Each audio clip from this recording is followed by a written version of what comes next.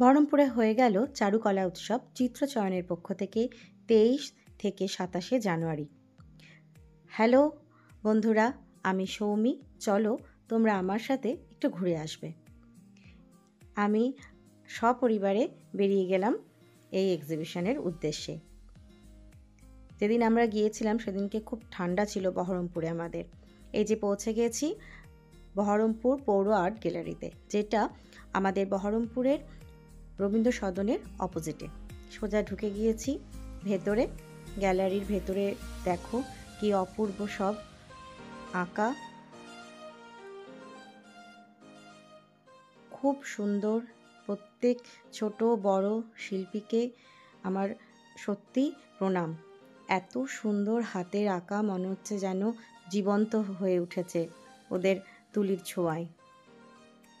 আমি তাই ভিডিওটা স্পিড দিইনি, যাতে তোমরা দেখতে পারো সুন্দর করে। আমি চেষ্টা করেছি যতটা ভালোভাবে দেখানোর।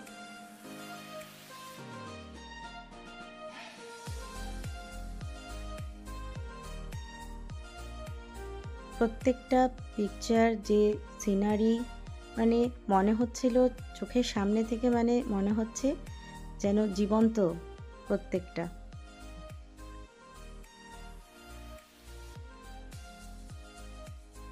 আর এই ছবিটা তো মানে এত সুন্দর। এই ছবিটি এঁকেছে দইতা বলে একটি মেয়ে।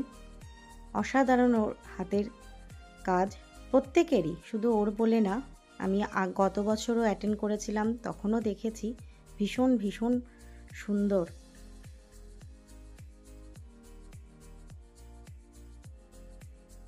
আর এটা হচ্ছে ক্লে দিয়ে কাজ করা। দেখো কি সুন্দর ছবি, মনে হচ্ছে যেন সত্যি বসে আছে।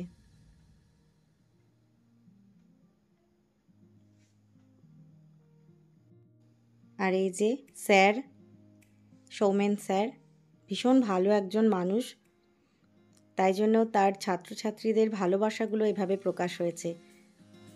দেখো কি সুন্দর সব ছবি।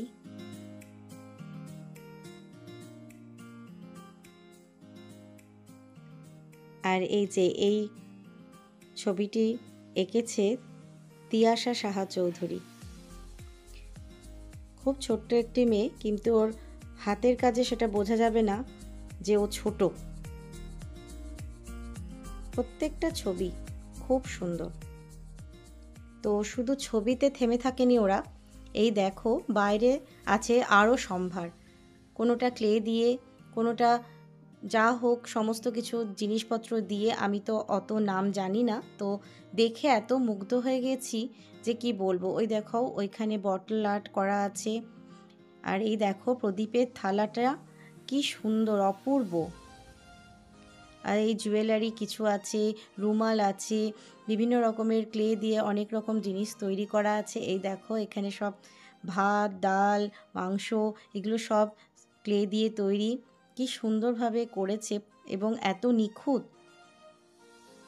এখানে অনেক রকমের ক্লে দিয়ে কানের দুল আছে, সরার উপর বিভিন্ন রকম পেন্টিং আছে,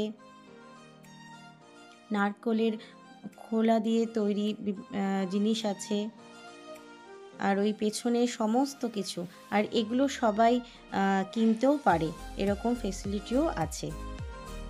তো আমার এই কানের দুলটা ভীষণ পছন্দ হলো, তাই আমরা নিয়ে নিয়েছি। চলো এখনকার মতন টাটা। ভালো লাগলে একটা লাইক করো।